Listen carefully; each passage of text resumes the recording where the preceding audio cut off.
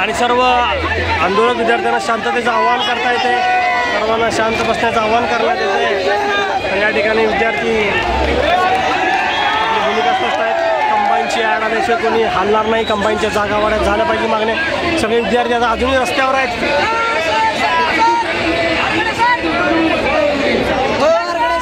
आणि युवा प्रतिनिधी आपली भूमिका स्पष्ट करतायत, पण या जागा आल्याशिवाय इथनं कोणी हलणार नाही हे ठरलेलं आहे। जागा वाढल्या पाहिजेत, कंबाईन असतील किंवा राज्यसेवेच्या असतील, त्या सर्वांसाठी प्रयत्न आता जोरदार होणार आहेत। बघूया आता नेमकं आंदोलनाची पुढच्या दिशा कशी होते। माध्यम प्रतिनिधी आपण पाहतोय सर्व विद्यार्थ्यांना दिशा विचारतायत, पण सगळे विद्यार्थी काही जागा वाढल्याशिवाय इथनं हलणार नाही हे सगळं आता जवळपास निश्चित झालेलं आहे। प्रचंड अशी गर्दी या ठिकाणी।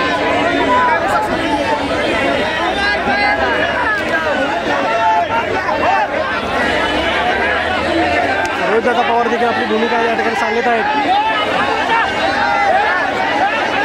आणि मुलांना बसण्याचं आवाहन करण्यात येतं।